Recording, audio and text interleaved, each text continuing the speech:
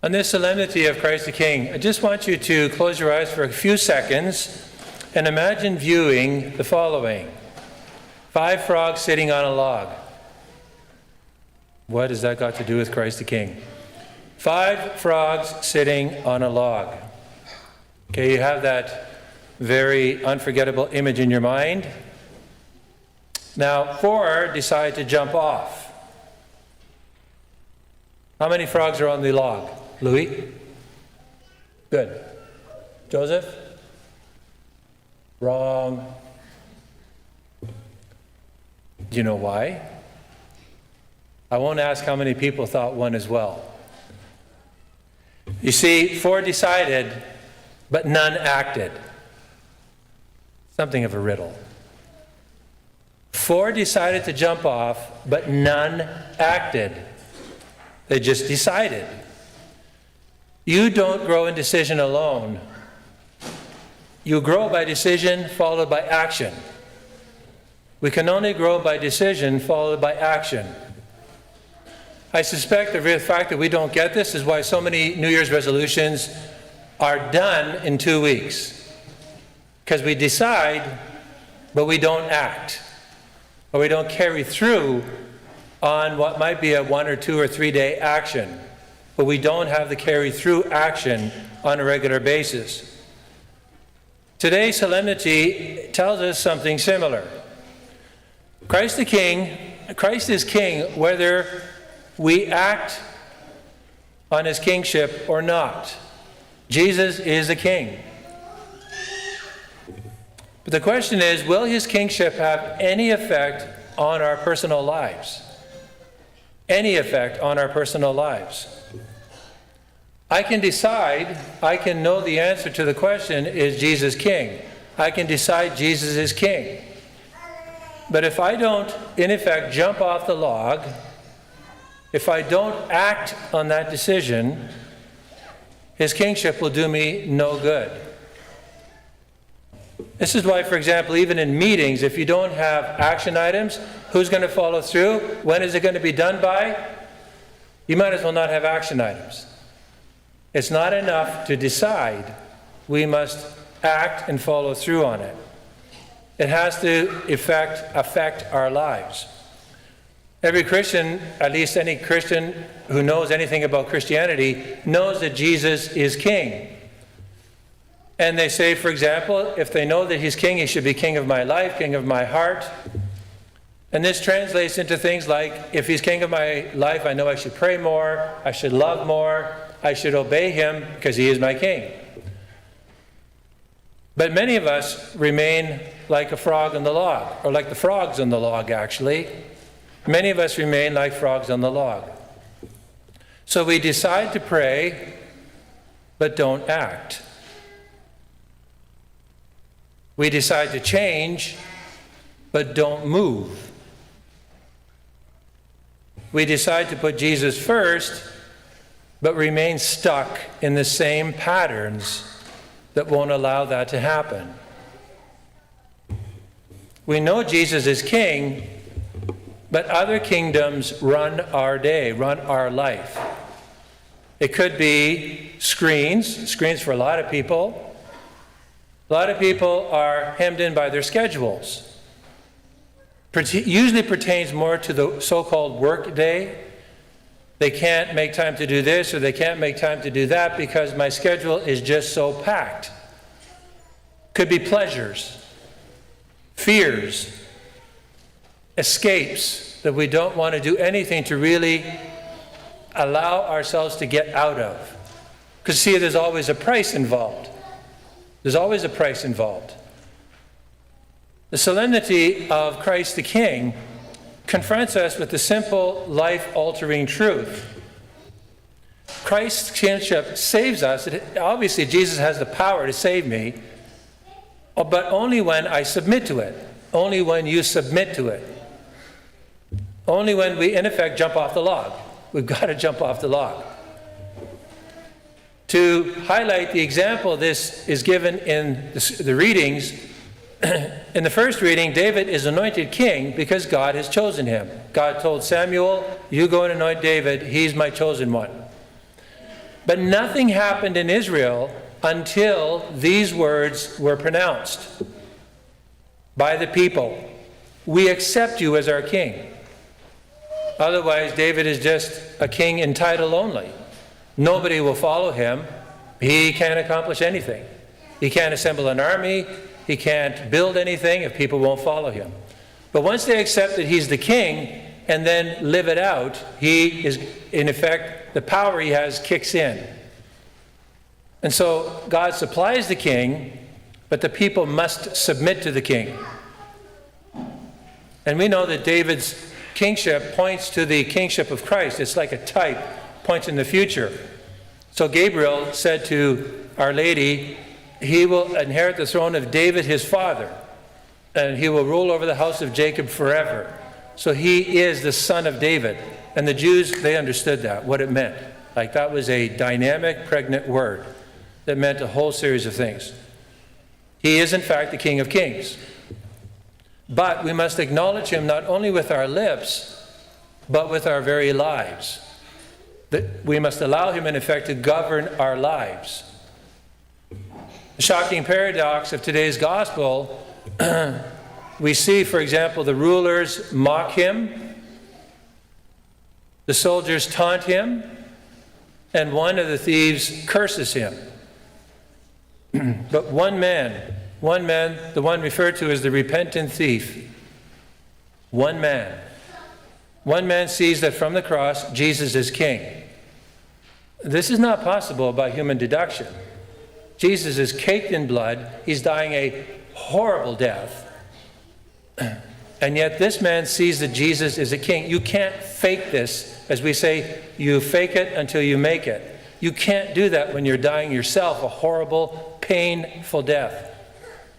And the thief does something the frogs never do. He acts. He acts on it. He does something, he says something that doesn't make any sense whatsoever on a human level. Jesus, remember me when you come into your kingdom. What kingdom? Remember me when you come into your kingdom. And Jesus, with royal authority, says, this day you will be with me in paradise. This day, today, you will be with me in paradise. And so the thief, in effect, jumped off the log. He made a decisive act of surrender and trust. And as a result, his soul was saved. Christ's kingship is not theoretical. It really is transformative, but only when we accept it. Only when we truly accept it. He is king, but his kingship will only do you and me any good whatsoever, or it won't do us any good until we act on it. Faith really is choosing Jesus to be Lord of my decisions. It's choosing him to be Lord of my decisions. And so what does jumping off the log look like? Two practical takeaways, one for adults and one for young people. For adults, Jesus cannot be king of your life or my life if something else rules our schedule, our habits, or the moral choices we make. Jesus has to be allowed to, in effect, come into those areas of our life and rule those areas. So my example always tends to be, not just the only one, I could offer a whole series of them, but I always go back to what I refer to in my own life as the source decision.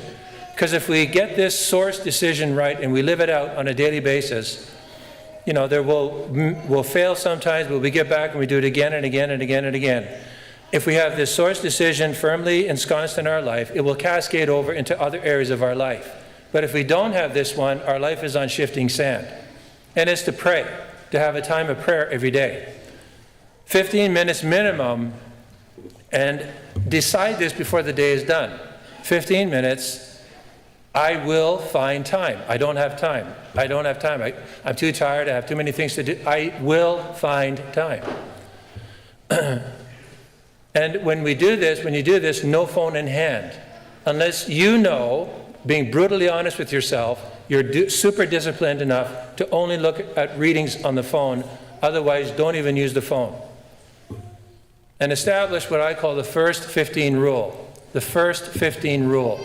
So in that 15 minutes, start always, with the sign of the cross. We Catholics tend to race through this, but there's more to it than that. I don't have time to go into it.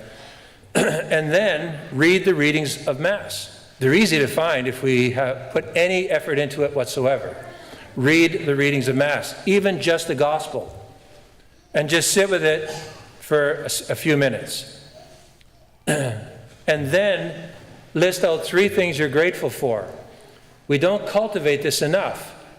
And if you dry up after you're finding 15 things, you don't know how to think about what you should be grateful for. Because there should be a gazillion things, with a little exaggeration, gazillion minus 1, about all the things we should be grateful for. Everything. Just read even, the praises of the 3 young men in the furnace, when they say, the Lord of creation, the sky, the hail, the snow, the mist, all these things we should be grateful for.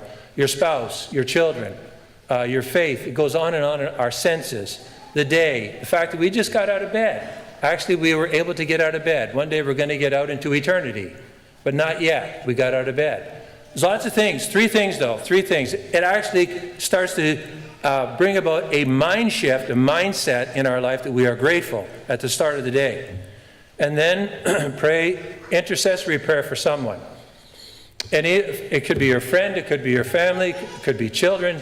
And if it's your children or your spouse, it could be even more specific, not just by saying, I want my spouse to be a saint, or I want my whatever. I want my children to be really good. No. Zero in on their positive points, and you want to intercede and pray that they build those. And if you know their weaknesses, and all children have weaknesses because you and I have weaknesses, then you zero in on those points and you say, Lord, help me to be with my child in their weaknesses, whatever it is. Lots of children think they're stupid. They're not. Nobody's stupid. But for whatever reason, or they have a low self-image, or they're not as good because they're not accepted by enough friends at school. Lord, help me to zero in on that so my child is never alone in that area. There's lots of things to intercede for.